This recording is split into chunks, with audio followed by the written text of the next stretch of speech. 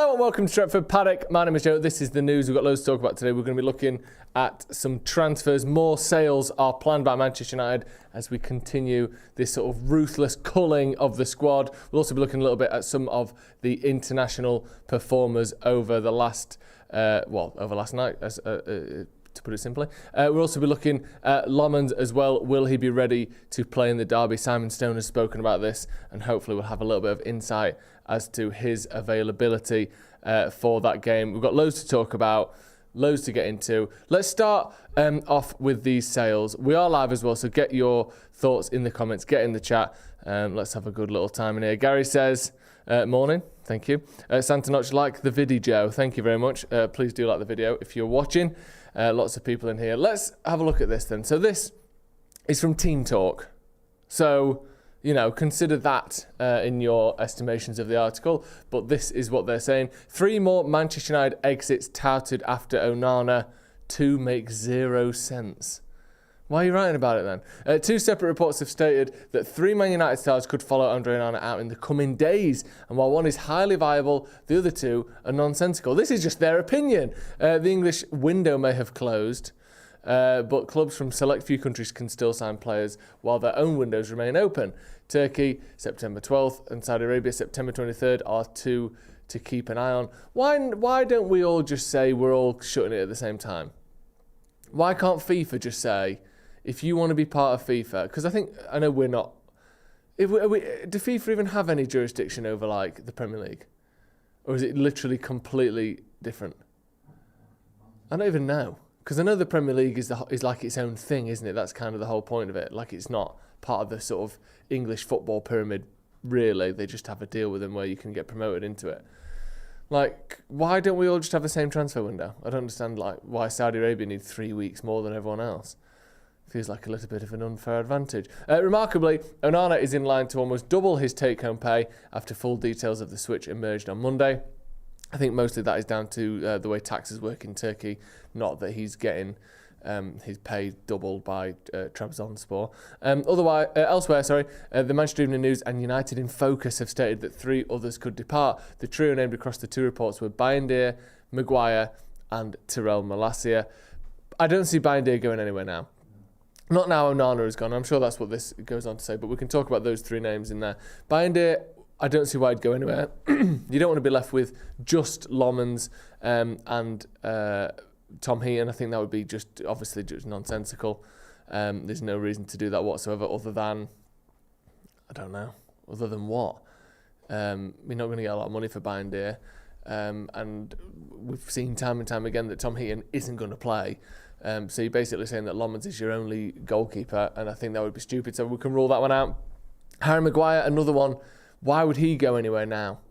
I know United have got some good centre-backs, but you know, you've got Martinez, his injury record hasn't been great the last couple of seasons. You've got De Ligt, who, whilst he plays a decent number of games, tends to have some time out with injuries every single year. Then after that, it's Luke Shaw, who again, can you rely on him to be fit for a full season? You've got Yoro, who obviously is excellent. Mazraoui, who can play there. Then it's down to sort of Aiden Heaven, who's a very good player, but is a youngster who doesn't seem, you won't want to start him 30 games in a row.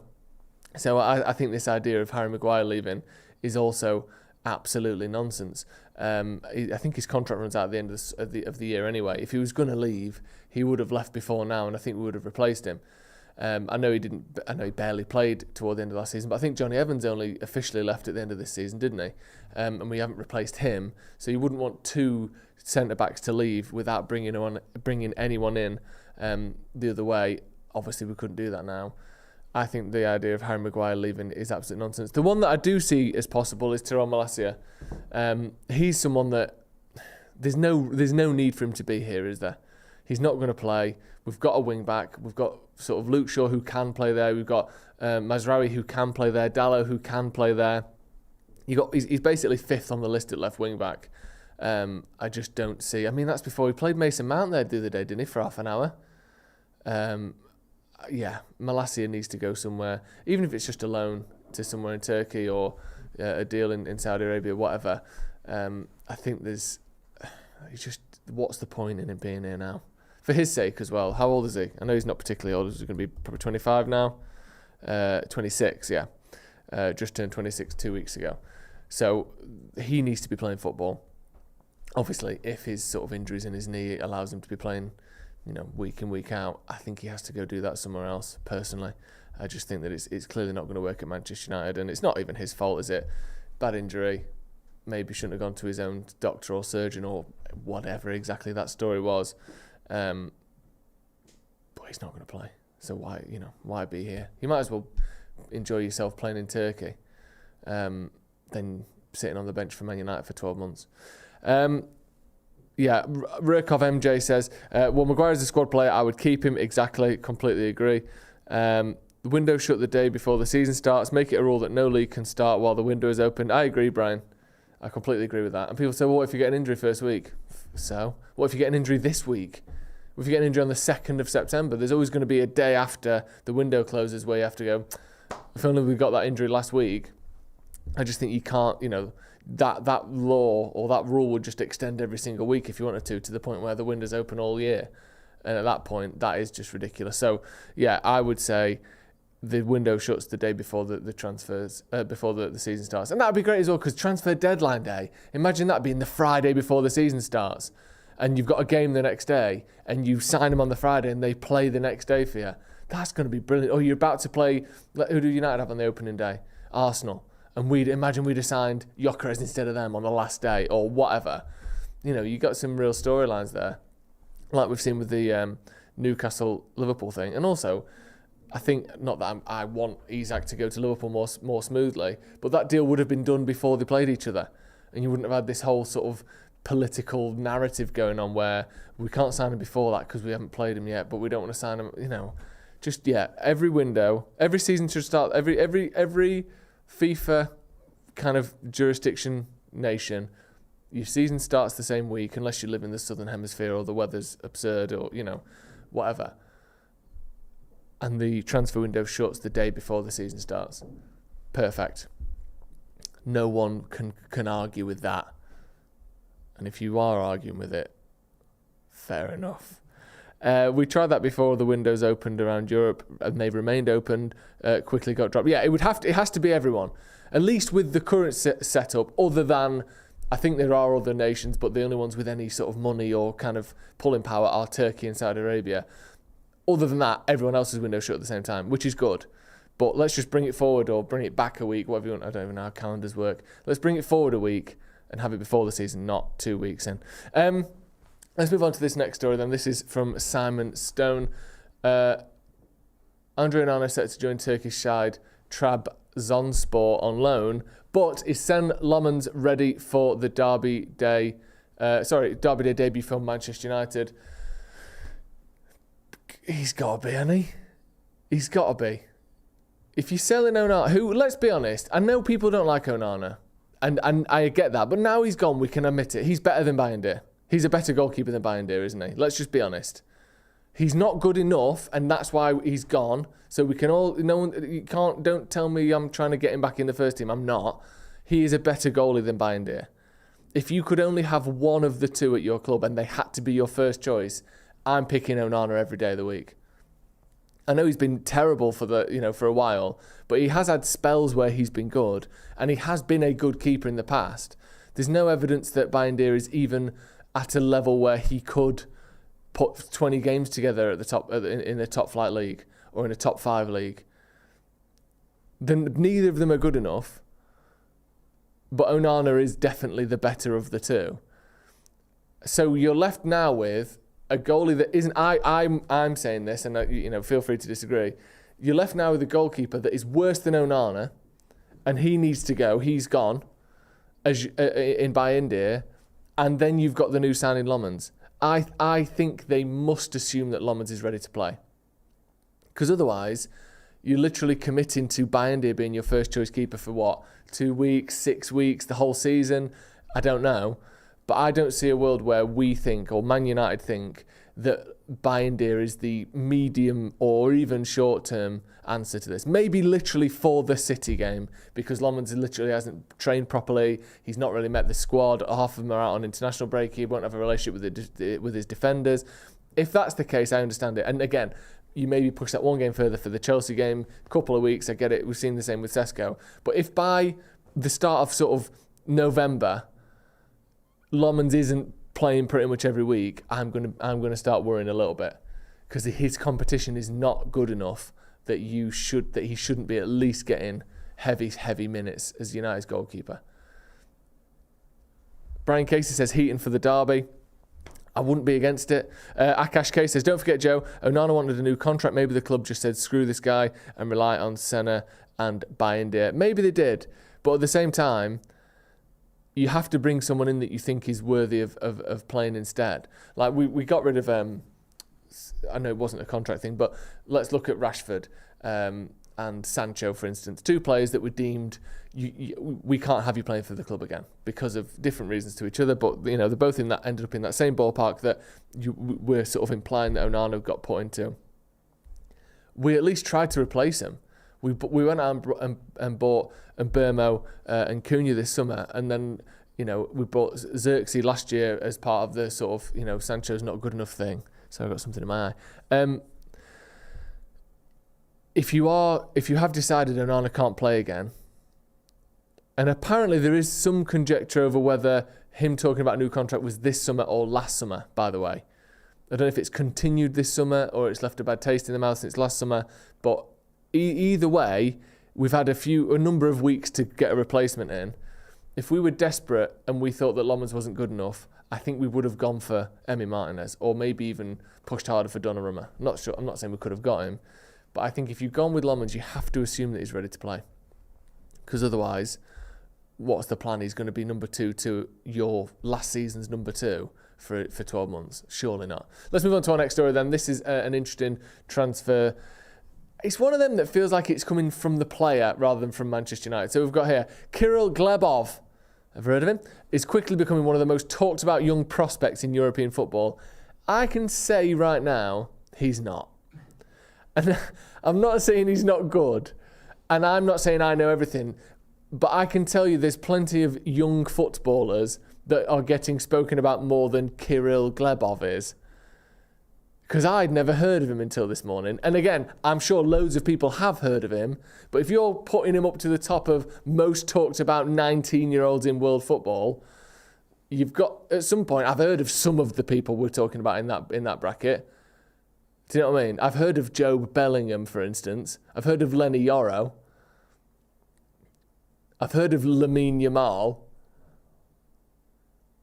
So, there is a bracket of talked about young prospects that is definitely above this guy.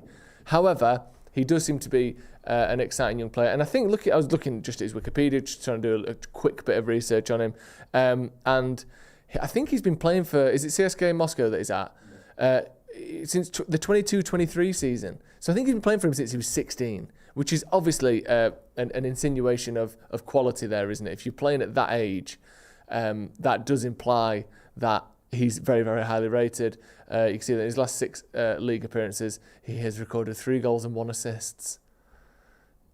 Currently valued at 1.5 million. I don't know anything about this guy, I'll be honest with you. Plays over in Russia. Teenager, not someone that I've ever seen play at all. Love these ads. There he is there, look. In action for CSKA Moscow. Not frightened of a sponsor, are they, on that kit? If we can go back up a little bit. Looks like an F1 car, that, doesn't it? Just absolute, just so many brands knocking about on there. 1, 2, 3, 4. Is that 5 sponsors just on the front of the shirt? Yeah, we're peaking a couple more on the sleeves, and I bet you it's one of them as well. Do you know below the number on the bottom of the kit at the back? I bet you they've got 9 sponsors on that kit. God bless. Yeah, Newcastle, Villa and Brighton are also keeping tabs on him. For 1.5 million, these are the sorts of deals. I'm not going to say this specific deal will happen, but these are the sorts of deals that we are getting involved in these days, isn't it? Where instead of waiting till he goes to RB Leipzig for 2 years, or he plays at, I'll use Atalanta there as an example because it's in front of me. Instead of him going there for 2 years and you spend 45 million on him, or you wait another couple of years and you go, what did Chelsea pay for Mudryk in the end? Is it 90 million euros or something? 80 million euros? for a player that I think was like 20 as well. He wasn't an absolute child. He wasn't... Anyway, instead of getting Mudricked, let's get him first. Or instead of waiting until they cost 60, 70 million. Yeah, 70 million euros, apologies, for Mudrick. That could go up to 100 million euros with add-ons. Which, when was that? 20... He was 22! Are you having a laugh? Mudrick is 24 years old now, and Chelsea bought him in January 2023. They spent up to 100 million euros on a 22-year-old who had done nothing his whole life. That is absurd. Wow, I didn't even realise he was 22 when they bought him. Anyway, let's get these players while they're 1.5 million instead of 105 million, like Chelsea did with Mudryk. Again, we'll keep an eye on this. If anything develops, we'll be bringing it to you, of course. Let's have a look at a couple of bits from last night then before we go. Benjamin Sesko played all 90 minutes there, you can see, in Slovenia's 3-0 defeat in Switzerland. 2 full games in 4 days for Sesko, who also played the 90 in Friday's 2-2 draw with Sweden. Was it Sesko where I saw mixed reports? Wasn't there one that said that he came off at half-time, or am I thinking of someone else? Presumably, no, it's not Sesko. There we go. That's good. Yeah, there was someone else. It was one of the United players. It might have been Højlund, actually, who some people were saying that he'd played 90 minutes and actually it was only 45. But yeah, so Sesko played another 9 minutes. Another loss. I mean, no offence, but if you're born in Slovenia, you're not going to see that many wins, are you? I think they're the 50th ranked team in the world. It's tough, isn't it? Because there's always been plays like this. There's always plays like, look at Haaland, one of the best strikers in the world, and struggles to get Norway to tournaments. You can't just magic up a great run just because you're a good player. But yeah, good to see him playing, getting some minutes under his belt, 2 90 minutes, which we were chatting before. On one hand, might make him unsure for the derby. Is he going to be tired? But on the other hand, one of the things that he seemed to be lacking was match fitness. So he's definitely getting that by playing all those minutes. Another one, Dorgu and Højlund playing some minutes for Denmark. Dorgu came off the bench to play half an hour, and Højlund came on as a double substitute with him and scored a 3rd goal. For anyone who hasn't seen it, it was the goalie came right out of his box. I think it was his sort of a fellow Denmark player went round him. Oh, was it Dorgu? Oh, it was. I didn't realise it was Dorgu. So Dorgu goes round him. Was he playing right wing then? Yeah, I think he was playing right wing. Cuts inside, has a shot, hits the inside of the post, rolls out, and Højlund sort of taps it in from 5 or 6 yards out. So good play, good link up from both of them. Again, Højlund not playing for Man United at the moment, but is a Manchester United player, so it's worth bringing the updates there. Edward Bamba says, I'm more interested in why your targeted ads an Arsenal kit. How dare they? Because I'll tell you why that will be, because YouTube will just go, these guys talk about football, and all football fans love all teams. That's how football works. So if you like Man United, you'll love Arsenal. Like, I think YouTube maybe is still finding its feet in terms of football sort of rivalries and tribalism. Yeah, it doesn't tend to work like that, does it? I mean, if you like Man United, you love Manchester, you'll love Man City. Why not try both? Yeah, it doesn't really work like that. Højlund with a difficult tap-in. Yeah, it was a little sort of hooking it around the corner. Yeah, I'm sure. What? I don't even understand what this is. Why your targeted ads an Arsenal kit? I think it was on one of the... What is this? I think it was on one of the articles. Oh, on one of the articles that we were watching then. Yeah. Oh yeah, we do a lot of hate watching in this office. You've got to understand that. We've typed in Arsenal a fair few times. We typed in the producer Ben there typed in Mudryk to Chelsea, so they probably think we are a fan of Chelsea now as well.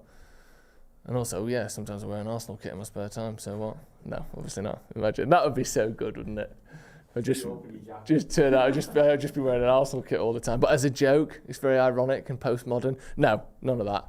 We search all teams here, okay? If you want to hate watch people, you need to have them all on at once. I watched a compilation of Gyökeres misses just last night, actually.